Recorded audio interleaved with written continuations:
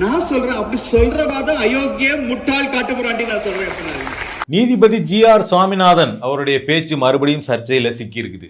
என்ன பேசியிருக்கிறார் அப்படின்னா, சாமியார்களை நம்பாத ஏற்க மறுக்கிற பகுத்தறிவாளர்கள் எல்லாம் முட்டாள்கள், காட்டுமிராண்டிகள், அயோக்கியர்கள் அப்படின்னு பேசியிருக்கிறார். அரசியல் சாசனத்தின்படி எல்லாரையும் ஒரே மாதிரி அணுக வேண்டிய, ஒரே விதத்தில் அணுக வேண்டிய ஒரு நீதிபதி எப்படி ஒரு மதவாத அரசியல்வாதி மாதிரி பேச முடியும் அப்படிங்கிற விவாதம் நாடு முழுக்க வழக்கறிஞர்கள் மத்தியிலும் சட்ட நிபுணர்கள் மத்தியிலும் எழுந்திருக்கு. உடுப்பியில் இருக்கக்கூடிய பெஜாவர் மடத்தினுடைய மடாதிபதி அவருக்கு பார்த்தோம்னா ஓசூர்ல இருக்கக்கூடிய ஒரு ஸ்கூல்ல பார்த்தோம்னா சத் சங்கம் அப்படிங்கிற ஒரு அமைப்பு, பார்ப்பனர்கள் பெருமளவில் கலந்துக்கிற அந்த அமைப்பின் சார்பில் ஒரு விழா நடத்துகிறாங்க.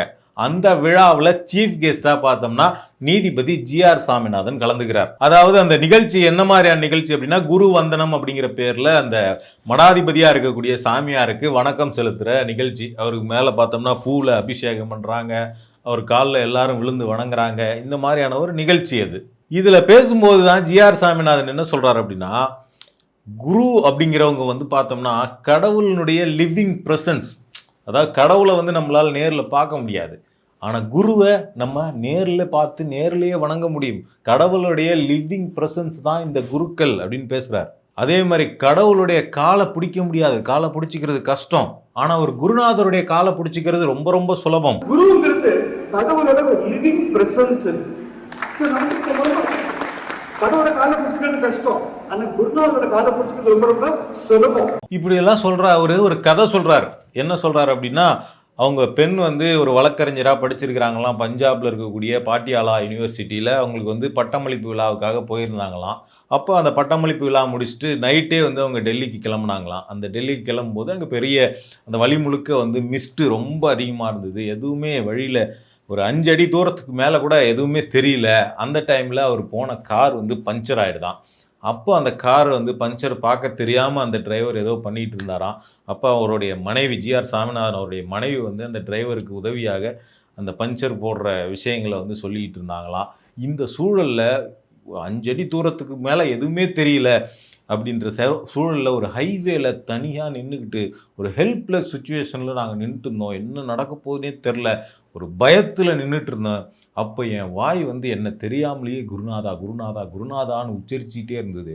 ஒரு ஒரு ஒரு பதட்டத்தில், ஒரு பயத்தின் சூழலில், ஒரு ஹெல்ப்லெஸ் சுச்சுவேஷனில் குருநாதர் தான் நமக்கு வருகிறார் அப்படின்னு ஜி.ஆர். சாமிநாதன் பேசுகிறார். இப்படி பேசும்போது தான் அவர் என்ன சொல்கிறாருன்னா, இப்போ தமிழ்நாட்டில் இங்கே பகுத்தறிவாளர் அப்படின்னு சொல்லிக்கிறவாலாம் என்ன சொல்கிறாங்க அப்படின்னா, இப்போ நம்ம குருவை கடவுளின் சொரூபமாக பார்க்கறதுனால நம்மளை அவங்க காட்டு மிராண்டி, அயோக்கியர், முட்டாள் எப்படி வேணா சொல்லலாம். ஆனால் உண்மையிலேயே அந்த பகுத்தறிவாளர்கள், அதாவது இந்த குருவை ஏற்றுக்கொள்ளாத, குருவை கடவுளின் உருவமாக ஏற்றுக்கொள்ளாத அந்த பகுத்தறிவாளர்கள் தான் உண்மையிலேயே காட்டு மிராண்டிகள், அயோக்கியர்கள், முட்டாள்கள் அப்படின்னு பேசுறார்.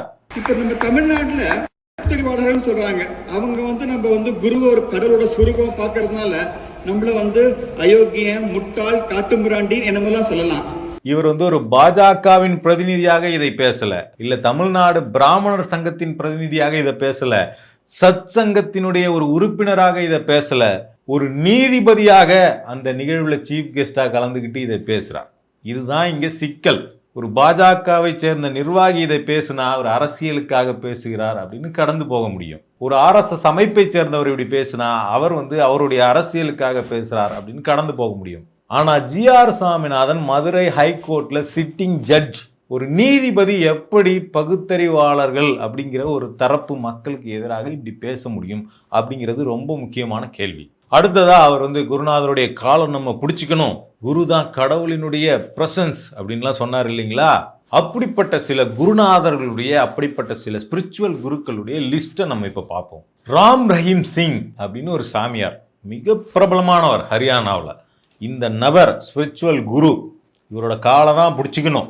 இவர் பார்த்தோம்னா ரேப்பு, மர்டர் இந்த 2 குற்றங்களும் உறுதிப்படுத்தப்பட்டு கன்விக்ட் பண்ணப்பட்டு ஆயுள் தண்டனை இந்த சாமியாருக்கு வழங்கப்பட்டிருக்கு. அடுத்ததா பார்த்தோம்னா அஸ்ராம் பாபு அப்படிங்கிற ஒரு சாமியார். இவர் மிகப்பெரிய சாமியார். இவருக்கு பார்த்தோம்னா 400க்கும் மேற்பட்ட ஆசிரமங்கள் இருக்கு, 40 ஸ்கூல்ஸ் இருக்கு. இந்தியாவில் மட்டும் இல்லை, வெளிநாடுகள்லையுமே இவருக்கு கிளைகள் இருக்கு. இந்த நபர் பார்த்தோம்னா 16 வயசு மைனர் பெண்ணை ரேப் பண்ணி அந்த குற்றம் உறுதி பண்ணப்பட்டு இந்த நபருக்கும் ஆயுள் தண்டனை கொடுக்கப்பட்டிருக்கு. சோ கால்டு ஸ்பிரிச்சுவல் குரு. இந்த ஸ்பிரிச்சுவல் குரு பார்த்தோம்னா அந்த சம்பந்தப்பட்ட பெண்ணை வந்து தொடர்ச்சியாக பாலியல் விஷயங்களுக்காக பயன்படுத்தி இருக்கிறார். அது மட்டும் இல்லாமல் அந்த பெண்ணினுடைய குடும்பத்தையே நான் கொன்னுடுவேன் அப்படின்னு மிரட்டி இருக்கிறார். ஏன் நம்ம ஊரில் ஒருத்தர் இருக்கிறாரு ஜக்கி வாசுதேவ், அவர் மேலே பல குற்றச்சாட்டுகள் இருந்திருக்கு இதுக்கு முன்னாடியெல்லாம். அதுலேருந்துலாம் அவர் வெளியில் வந்துட்டார். அவருடைய ஆசிரமம் கூட பார்த்தோம்னா அந்த ஈஷா மையம்ங்கிறதே சட்டவிரோதமாக கட்டப்பட்டது அப்படின்னு சொல்லி பல நோட்டீஸ் அரசு அதிகாரிகள் சார்பில் கொடுக்கப்பட்டு அந்த மையத்தையே இழுத்து மூடணும், இடித்து தள்ளணும் அப்படின்லாம் கூட நோட்டீஸ் கொடுக்கப்பட்டிருக்கு. அதுலேருந்துலாம் அவர் தன்னுடைய பலத்தை பயன்படுத்தி கொண்டு நீதிமன்றத்தில் அந்த வழக்குகள்லேருந்துலாம் அவர் வெளியில் வந்துட்டார். அவருடைய ஈஷா மையத்திலேயே பார்த்தோம்னா சிறிய பசங்களுக்கு மைனர் பாய்ஸ்க்கே பார்த்தோம்னா செக்ஸுவல் அசால்ட் நடந்திருக்கு அப்படின்னு சொல்லிட்டு ஒரு பையனுடைய பெற்றோர் கம்ப்ளைண்ட் கொடுத்துருந்தாங்க. இப்போ கூட சமீபத்தில் சின்ன பசங்களுடைய குளிக்கிற வீடியோ, அந்த வீடியோவை வெளியிட்டு அந்த மையம் ஒரு சர்ச்சையில் சிக்கிச்சு. அதே மாதிரி ஆக்ராவில் இருக்கக்கூடிய பிரம்மகுமாரிஸ் ஆசிரமத்தில் பார்த்தோம்னா 2 பெண்கள், அவங்க 2 பேரும் சகோதரிகள், 2 பேரும் தற்கொலை பண்ணிக்கிட்டு ஒரு சூசைட் நோட் அனுப்பியிருந்தாங்க. அந்த சூசைட் நோட்டில் அவங்க பல விஷயங்களை குறிப்பிட்டிருந்தாங்க. அதில் குறிப்பாக என்ன சொல்லியிருந்தாங்க அப்படின்னா, இந்த சாமியார் அஸ்ராம் பாபு இருந்தார் பார்த்தீங்களா, அவருக்கு என்ன தண்டனை கொடுக்கப்பட்டுச்சோ அதே மாதிரி இந்த மடத்தில் இருக்கவங்களுக்கு தண்டனை கொடுக்கணும் அப்படின்னு அவங்க சொல்லியிருந்தாங்க. அப்புறம் நமக்கெல்லாம் தெரியும் சோ கால்டு ஃபேமஸான நித்யானந்தா இப்போ எங்கே இருக்கிறாருன்னே தெரில. கேட்டால் ஒரு தனி நாடையே உருவாக்கி விட்டோம் அப்படின்னு சொல்லிட்டு வீடியோவில் மட்டும் பேசிகிட்டு இருக்காரு. அவர் மேலே இன்னும் வழக்குகள் நம்ம ஊரில் பெண்டிங்கில் தான் இருக்குது. அதே மாதிரி அமிர்தானந்த மையி அப்படின்னு ஒரு அம்மா சாமியாராக இருப்பாங்க. அவங்களுடைய மடத்தில் பார்த்தோம்னா பல செக்ஸுவல் ஹராஸ்மெண்ட்ஸ் நடந்திருக்கு அப்படிங்கிற புகார்லாம் பெரிய அளவில் அதுக்கான வழக்குகள் விசாரணைகள்லாம் நடந்திருக்கு. ஸோ குருவுடைய காலையே பிடிச்சிக்கணும். குருக்கள்லாம் கடவுளுடைய ரெசம்பிளன்ஸ் அப்படின்னு சொல்லக்கூடிய GR சாமிநாதன் அவர்களின் முன்னாடி இவர்கள் நம்ம ஒரு லிஸ்ட் பார்த்தோம் இல்லைங்களா, அவங்களுடைய வழக்குகள்லாம் இந்த நீதிபதியின் முன்னாடி வழக்குகள் விசாரணைக்கு வந்திருந்தா அதுலெல்லாம் அவர் என்ன தீர்ப்பு கொடுத்திருப்பார் அப்படிங்கிற கேள்வி நமக்கு எழாம இல்லை. ஏன்னா ஒரு சாமியார் அப்படின்னாலே அவர் கேள்விக்கு அப்பாற்பட்டவர், அவர் கடவுளினுடைய வெளிப்பாடு அப்படின்லாம் ஒரு ப்ரீ ஐடியாவோட இருக்கக்கூடிய ஒரு நீதிபதி. அந்த நபர்கள் மீதான குற்றச்சாட்டை எப்படி அவர் அரசியல் சாசன பூர்வமாக அணுகுவார் அப்படிங்கிற கேள்வி நமக்கு வரத்தான் செய்யுது. அதே மாதிரி இந்த மாதிரியான ப்ரோ சாமியார் ஐடியாலஜியை பப்ளிக் மேடையில் நின்று பேசக்கூடிய ஒரு நீதிபதி, இவங்களால பாதிக்கப்பட்ட பெண்களுக்கோ மக்களுக்கோ அவர் என்ன நீதியை கொடுப்பார்? அடுத்ததா பகுத்தறிவாளர்கள் அப்படிங்கிறவங்க இந்த சமூகத்தினுடைய ஒரு அங்கம். கடவுளை நம்புபவர்களுக்கு ஒரு மதத்தை ஃபாலோ பண்றதுக்கு எவ்வகையான சுதந்திரம் அரசியல் சாசனத்துல கொடுக்கப்பட்டிருக்குதோ அதே வகையான சுதந்திரம் கடவுள் இல்லை என்று சொல்கிற, கடவுளை நம்பாத, கடவுளை மறுக்கிற, நாத்திகம் பேசுகிற பகுத்தறிவாளர்களுக்கும் அரசியல் சாசனத்தில் அதே இடம் வழங்கப்பட்டிருக்கு. அப்போ பகுத்தறிவாளர்களை நெகட்டிவான இடத்துல வச்சு காட்டு மிராண்டிகள், அயோக்கியர்கள் அப்படிங்கிற இடத்துல இருந்து சிந்திக்கிற பேசுகிற ஒரு நீதிபதி மக்களில் ஒரு தரப்பினரை அவர் டிஸ்கிரிமினேட் செய்கிறார் அப்படிங்கிற இடத்துல இருந்து ஏன் நம்ம இதை பார்க்க முடியாது? ஒருவேளை இந்த பகுத்தறிவாளர்கள் சம்பந்தமான வழக்குகள் எல்லாம் GR சாமிநாதன் முன்னாடி வந்ததுன்னா அவர் எப்படி நேர்மையாக அல்லது நடுநிலையாக அந்த வழக்குகளை அணுகுவார்? இப்படி அவர் பேசியிருக்கக்கூடிய அந்த வார்த்தையிலிருந்து தான் இந்த கேள்வி நமக்கு எழுது. அதே மாதிரி GR சாமிநாதன் தொடர்பான சர்ச்சைகள் அப்படிங்கிறது, அவர் மீதான அவருடைய தீர்ப்புகள் சார்ந்த நடுநிலை தொடர்பான கேள்விகள், இதெல்லாம் இப்போ திடீர்னுலாம் எழல. பல ஆண்டுகளாக தொடர்ச்சியா அவர் மீதான குற்றச்சாட்டுகள் இருந்துகிட்டே தான் இருக்கு. அதனுடைய வெளிப்பாடு தான் பார்த்தோம்னா இப்போ சமீபத்தில் அவரை பதவி நீக்கம் செய்ய சொல்லி பாராளுமன்றத்தில் எதிர்க்கட்சிகளை சேர்ந்த MPக்கள்லாம் கையெழுத்து போட்டு கொடுத்த அந்த இம்பீச்மெண்ட் மோஷன் அப்படிங்கிறது ஒரு 2 வருஷத்துக்கு முன்னாடி இப்படிதான் ஒரு கூட்டத்தில் அவர் பேசும்போது பார்த்தோம்னா இந்த நாட்டினுடைய டெமோகிராஃபிக் ப்ரொஃபைலை அப்படியே பாதுகாக்கணும் அப்படின்னு சொல்றாரு. கான்ஸ்டிடியூஷன் எப்ப ஏற்படுத்தினாங்களோ அப்ப நமக்குன்னு ஒரு டெமோகிராஃபிக் ப்ரொஃபைல் இருந்தது. அந்த டெமோகிராஃபிக் ப்ரொஃபைல் தொடரும் வரைக்கும் தான் இந்த கான்ஸ்டிடியூஷன் அப்படியே இருக்கும். டெமோகிராஃபிக் ப்ரொஃபைல்னா இங்கே என்ன சொல்ல வரீங்க?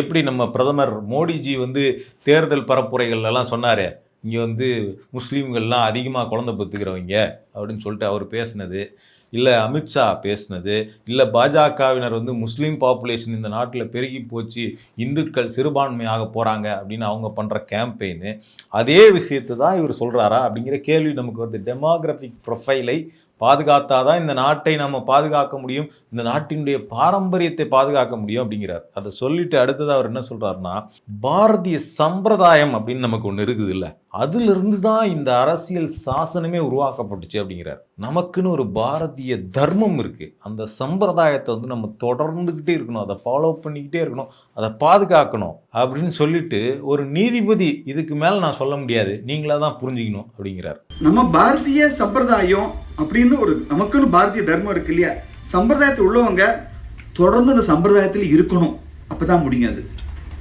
ஒரு நீதிபதியை இதுக்கு மேல என்னால சொல்ல முடியாது, நீங்களே புரிஞ்சுக்கிடுங்க.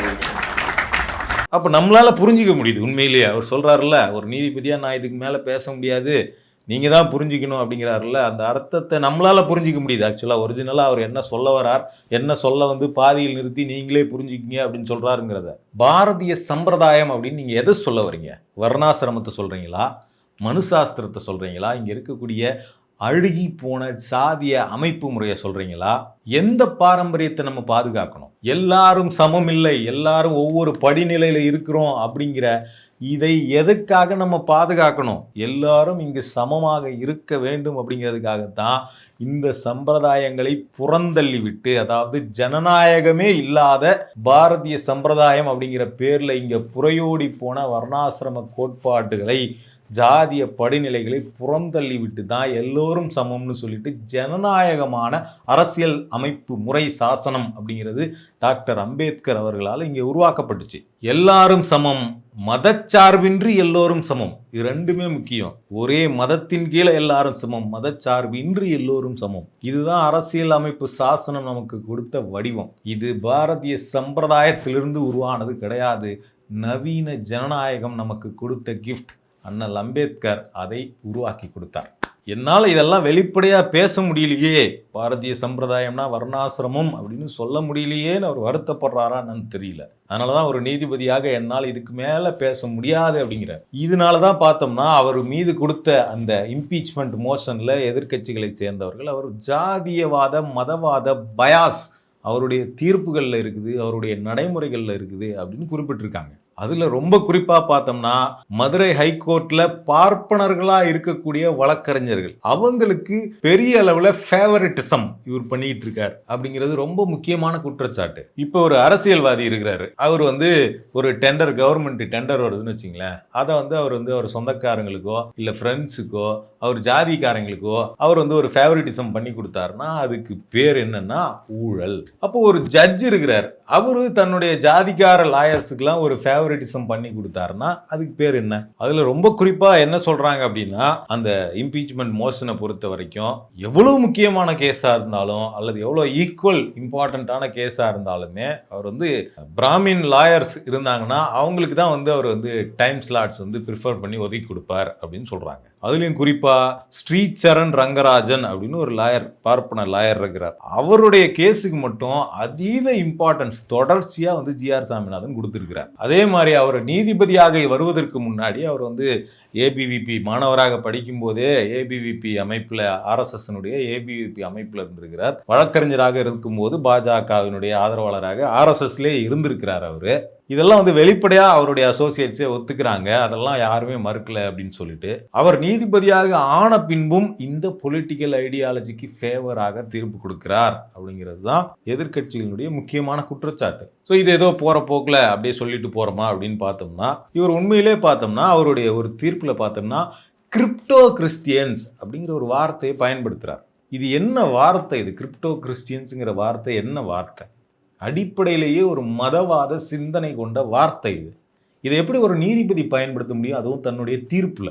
அது மட்டும் இல்லாமல் அவர் அந்த தீர்ப்புல பார்த்தோம்னா அந்த மோகன்ஜி அப்படிங்கிற இந்துத்துவ அரசியல் படங்கள், அதாவது இஸ்லாமியர்களுக்கு எதிராக ஒடுக்கப்பட்ட மக்களுக்கு எதிராக படம் எடுக்கக்கூடிய அந்த இயக்குனர் மோகன்ஜி அப்படிங்கிற அந்த இயக்குனரினுடைய ஒரு படத்துல வரக்கூடிய சீனை வந்து சொல்றார் கிரிப்டோ கிறிஸ்டியன்ஸ்ன்னு சொல்லிட்டு. கிறிஸ்டியன்ஸா மதம் வந்து மாறி இருப்பாங்களாம், கிறிஸ்டியானிட்டியை ஃபாலோ பண்ணுவாங்களாம், ஆனால் வந்து சர்டிஃபிகேட் படி லீகலாக அவங்க ஹிந்துவாக இருப்பாங்க, இதுக்கு பேர் தான் கிரிப்டோ கிறிஸ்டியன்ஸ் அப்படின்னு சொல்லிட்டு ஒரு ஜட்ஜி தீர்ப்புல எழுதுறார். அதே மாதிரி ஒரு ஈவெண்ட்ல அவர் பேசும்போது பார்த்தோம்னா, வேதங்களை வந்து முறையாக ஃபாலோ பண்றவங்கள வந்து அவங்க உண்மையிலேயே குற்றம் பண்ணியிருந்தாலுமே, குற்றத்துல சிக்கியிருந்தாலுமே லீகல் கான்சிக்வன்சஸ்ல இருந்து அவங்களை வேதமே காப்பாற்றும் அப்படின்னு பேசுறார். அதுக்கு உதாரணமா ஒரு இன்சிடென்ட் சொல்றாரு. ஒரு ஆக்சிடென்ட் பண்ணி ஒரு நபரை கொன்றவரை வந்து இவர் வழக்குல இருந்து இவர் வழக்கறிஞரா இருந்தப்ப காப்பாத்தின விஷயத்த சொல்லி காட்டுறார். அவர் வேதம் படிச்சார், அவர் வேதத்தை ஃபாலோ பண்ணார், வேதத்தை சொல்லி கொடுத்தார். அதனாலேயே பார்த்தோம்னா அவருக்கு எதிராக சாட்சி சொல்றதுக்கு ஒரு சாட்சி கூட வரல, அவர் விடுதலை செய்யப்பட்டார் அப்படிங்கிறத பெருமையா சொல்றார். அதே மாதிரி இந்த கோயில், ஒரு கரூர்ல ஒரு கோயில் விஷயத்துல இந்த பிராமணர்கள் சாப்பிட்ட எச்சில் இலையின் மேல நான் பிராமின்ஸ் உருளுகிற ஒரு சடங்கு, அங்கப்பிரஸ்தனம் வந்து பிராமணர்கள் சாப்பிட்ட எச்சில் இலை மேல உருண்டு போறது, இதை வந்து ஒரு லீகலைஸ் பண்ணி தீர்ப்பு கொடுத்தார். ஏற்கனவே ஒரு டிவிஷன் பெஞ்சு இது சட்டப்பூர்வமானது கிடையாது, இது வந்து இதில் தீண்டாமை இருக்குது, இது லீகலுக்கு எதிரானது அப்படின்னு சொல்லிட்டு கொடுத்த தீர்ப்பை மாற்றி ஒரு சிங்கிள் ஜட்ஜாக தீர்ப்பு கொடுத்தார். அதுக்கு பிறகு மறுபடியும் இதை வந்து டிவிஷன் பெஞ்ச் வந்து இவருடைய தீர்ப்பு தவறானதுன்னு சொல்லி ரத்து பண்ணாங்க. அதே மாதிரி இந்த மைக்கேல்பட்டியில் ஒரு சிறுமி வந்து ஸ்கூலில் வந்து ஒரு வார்டனுடைய டார்ச்சர்னால தற்கொலை பண்ணிக்கிட்டாங்க. அந்த தற்கொலையை வந்து பார்த்தோம்னா மதமாற்றம் நடத்த ஒரு பள்ளி முயற்சி பண்ணுச்சு, அதனால தான் அவங்க தற்கொலை பண்ணிக்கிட்டாங்கன்னு சொல்லிட்டு ஒரு தவறான வெட்டின வீடியோவை வச்சு பாஜகவினுடைய தலைவர் அண்ணாமலையிலிருந்து இந்து முன்னணி, இந்துத்துவ அமைப்புகள் எல்லாரும் சேர்ந்து ஒரு கலவர சூழலை தமிழ்நாட்டில் உருவாக்குனாங்க. அந்த நேரத்தில் தமிழ்நாடு அரசாக இருக்கட்டும், காவல்துறையாக இருக்கட்டும், மத மாற்றம் அப்படிங்கிறது இந்த விஷயத்தில் இல்லை, இது வந்து திரிக்கப்படுது, மத மாற்றத்துக்கான எந்த விஷயமுமே இந்த வழக்கில் இல்லை அப்படிங்கிறத உறுதி பண்ண பிறகும் அந்த விஷயத்தில் வந்து ஜிஆர் சாமிநாதன் கையில் அந்த அந்த வழக்கு போனப்போ அவர் என்ன பண்ணார் அப்படின்னா, மத மாற்ற ஆங்கிளை நீங்கள் எப்படி இதில் தவிர்க்க முடியும் அப்படின்னு சொல்லிட்டு மைக்கேல்பட்டின்னு அந்த ஊரோட பேர் இருக்கு, அந்த ஊரோட ஒரிஜினல் பேர் அதுவா இருக்குமா அப்படின்னு கொஸ்டின் பண்றார். எப்படி தமிழ்நாட்டில் மைக்கேல்பட்டின்னு ஒரு ஊர் இருக்க முடியும், அது ஒரு வேளை அப்படியே பார்த்தா அது கன்வெர்ட் பண்ணது தானே, அந்த ஊரோட ஒரிஜினல் பேர் அதுவா இருக்க முடியாது அப்படின்னு ஒரு நீதிபதி சொல்றார். 1930களில் இந்திய சுதந்திரத்துக்கு முன்னாடி இருக்கக்கூடிய கவர்மெண்ட் டாக்குமெண்ட்ஸ்லேயே அந்த ஊர் பேர் மைக்கேல்பட்டின்னு தான் இருந்திருக்குது. இவர் இந்த நீதிபதி இங்கே உட்காந்துக்கிட்டு மைக்கேல்பட்டின்னு எப்படி அந்த ஊர் பேர் இருக்க முடியும்னு கேள்வி எழுப்புறார் ஒரு தனிப்பட்ட வழக்கில். அதே மாதிரி இப்போ சமீபத்தில் அவர் கொடுத்த அந்த திருப்பரங்குன்றம் அந்த வழக்கு தீர்ப்பு தீபத்தூணா இல்லையா அப்படிங்கிறதுக்கான எந்த ஆதாரமுமே இல்லாமல் ஒரு தீர்ப்பை வந்து அவர் தீபத்தூண் தான் அது அப்படின்னு சொல்லிட்டு கொடுத்தார். அங்கே தான் தீபம் ஏற்றணும்னு கொடுத்தார். அதுக்கு எதிராக இப்போ சுப்ரீம் கோர்ட்டில் தமிழ்நாடு அரசு மேல்முறையீடு பண்ணி அந்த வழக்கு நிலுவையில் இருக்குது. இந்த நேரத்தில் அவர் ஒரு ஈவெண்ட்டில் போய் கலந்துக்கிறார். மன்னார்குடி ஜிஆர் பங்கேற்கிற ஒரு ஈவெண்ட்டு, அந்த ஈவெண்ட் மத சம்பந்தமான நிகழ்ச்சி. அந்த ஈவெண்ட்டில் அவர் கலந்துக்கிட்டு அங்கே அவர் வந்து ஒரு தூண் மாதிரியான ஒரு இதை வச்சு தீபம் ஏற்றுறாங்க.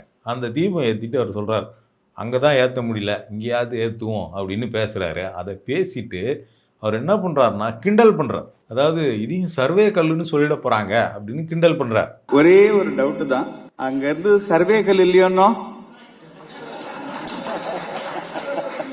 அதாவது ஒரு வழக்கு சுப்ரீம் கோர்ட்டில் பெண்டிங்கில் இருக்குது. அந்த வழக்கில் வழக்கறிஞர்கள் வந்து என்ன சொல்கிறாங்க அப்படின்னா, அந்த தூண் வந்து சர்வே கல் அப்படிங்கிறதுக்கான ஆதாரங்கள் இருக்குது அப்படின்னு சொல்லி தான் அப்பீல் போகிறாங்க. அதுக்கான ஆர்கியூமெண்ட்ஸ் அவங்க வைக்கிறாங்க. அந்த ஆர்கியூமெண்ட்ஸு ஜிஆர் சாமிநாதன் என்ன பண்ணுறாருன்னா அதை கணக்கிலே எடுத்துக்காம அந்த தூண் வந்து சர்வே கல்லாக இருந்ததுக்கான பழைய வெள்ளக்கார காலத்து டாக்குமெண்ட் இருக்குது, அப்போ ஒரிஜினலாக அந்த தூண் சர்வே கல் தானா அப்படிங்கிறத ஜியாலஜிக்கல் டிபார்ட்மெண்ட்டினுடைய அதிகாரிகளை வச்சோ தொல்லியல் துறையினுடைய அதிகாரிகளை வச்சோ எந்த ஆய்வுமே பண்ணாமல் இவரே ஜியாலஜிக்கல் எக்ஸ்பர்ட்டாக மாறி அதெல்லாம் கிடையாது, நீங்கள் சொல்கிறது வேற அது வேற அப்படின்னு அந்த தீர்ப்பில் அவர் சொல்லிட்டார். ஆனால் இன்னும் அது சுப்ரீம் கோர்ட்டில் பெண்டிங்கில் இருக்குது. ஆனால் ஒரு நீதிபதியாக தன்னுடைய பொறுப்பினை மறந்து ஒரு பப்ளிக் ஈவெண்ட்டில் ஒரு மதம் சார்ந்த நிகழ்வில் நின்றுட்டு அங்கே வந்து இதை வச்சு அவர் காமெடி பண்ணிக்கிட்டு இருக்கார். அப்போ அது தீபத்தூண் தான் அப்படின்னு ஜிஆர் சாமிநாதன் சொல்கிறதுக்கு அவர்கிட்ட என்ன ஆதாரம் இருக்குது அப்படின்னு கேட்டோம்னா அவர்கிட்டையும் எந்த ஆதாரமும் இல்லை. கேட்டால் திருவண்ணாமலையில் ஏற்றலையா, புறநானூரில் வந்து தீபம் ஏற்றுறதை பற்றி பாடல் இல்லையா, தீபம்ங்கிறது மலை மேலே ஏற்றுவாங்கங்கிறது தமிழர்களுடைய பண்பாடு இல்லையான்னு சொல்லிட்டு சம்மந்தம் இல்லாமல் தான் ஆதாரங்களை கொடுப்பார். அந்த தூண் தீபத்தூண், அங்கே தீபம் ஏற்றுனதுக்கான இலக்கிய ஆதாரமோ வரலாற்று ஆதாரமோ தொல்லியல் ஆதாரமோ ஏதாவது ஒரு ஆதாரமாவது இருக்குதான்னு கேட்டால் ஜிஆர் சாமிநாதன் அவர்கள்ட்டே அவருடைய தீர்ப்புலேயே அதுக்கு எந்த ஆதாரமும் இல்லை. அப்போ ஜிஆர் சாமிநாதன் இந்த வழக்கில் கொடுத்திருக்கக்கூடிய தீர்ப்பு அப்படிங்கிறது அது இறுதியான தீர்ப்பான்னு கேட்டால் கிடையாது, அல்லது மாற்ற முடியாத தீர்ப்பான்னு கேட்டால் அதுவும் கிடையாது. ஆனால் அந்த வழக்கினுடைய ஒரு விஷயத்தை வந்து அவர் பப்ளிக் ஈவெண்ட்டில் நின்றுட்டு காமெடி பண்ணிக்கிட்டு இருக்கார். ஏற்கனவே அவர் கொடுத்த எச்சில் இலையில் உருள்ற வழக்கு என்னவாச்சு அப்படிங்கிறது அவருக்கு ஞாபகம் இருக்கணும். அவர் கொடுக்குற தீர்ப்பு இறுதி கிடையாது அப்படிங்கிறதுக்கு அவர் ஏற்கனவே எச்சில் இலை வழக்கில் அவர் மீது வைக்கப்பட்ட விமர்சனங்கள், நீதிமன்றமே அவருடைய தீர்ப்பு தவறு அப்படின்னு சொன்னதெல்லாம் அவர் மறந்துடக்கூடாது. ஸோ இதெல்லாம் மறந்துட்டு அவர் வந்து ஒரு நீதிபதியாக பப்ளிக் ஸ்பேஸில் பப்ளிக் மீட்டிங்கில் கலந்துக்கிட்டு பேசுறது எந்த பிரச்சனையும் இல்லை. ஆனால் அவர் பப்ளிக் மீட்டிங்கில் கலந்துக்கும் போது ஒரு அரசியல்வாதி மாதிரி பேசுறது, ஒரு மதவாத அரசியல்வாதி மாதிரி பேசுறது தான் இங்கே பிரச்சனை. அதனால தான் பார்த்தோம்னா நீதிபதி ஜிஆர் சாமிநாதனுடைய தீர்ப்புகளாக இருக்கட்டும், அவருடைய பேச்சுகளாக இருக்கட்டும், எல்லாமே தொடர்ச்சியாக சர்ச்சைக்கு உள்ளாகிக்கிட்டே இருக்கு. இந்த நாட்டில் அரசு இயந்திரம் செயலிலிருந்து போனால் கூட மக்களுக்கு கடைசி நம்பிக்கையாக இருக்க வேண்டியது நீதிமன்றங்கள். அந்த பொறுப்பை மறந்துவிட்டு நீதிபதி ஜிஆர் சாமிநாதன் அவர்கள் இந்த மாதிரி பப்ளிக்கில் நின்றுக்கிட்டு அரசியல்வாதி மாதிரி பேசுறதும், அவருடைய தீர்ப்புகளில் மதவாத கண்ணோட்டம் உள்ள தீர்ப்புகளை எழுதுறதும் அப்படிங்கிறதும் மக்களுக்கு இந்த அமைப்பின் மீது உள்ள நம்பிக்கையை குலைத்து விட செய்யும் என்ற அபாயம் இருக்கிறது. அப்படிங்கிற விஷயத்தை தான் இன்னைக்கு சட்ட வல்லுநர்களும் வழக்கறிஞர்களும் அரசியல் தலைவர்களும் நீதிபதி ஜிஆர் சாமிநாதன் முன்னாடி வலியுறுத்திக்கிட்டே இருக்கிறாங்க. தொடர்ச்சியா இந்த மாதிரியான தகவல்களை தெரிஞ்சுக்க யூ டர்னை சப்ஸ்கிரைப் பண்ணுங்க.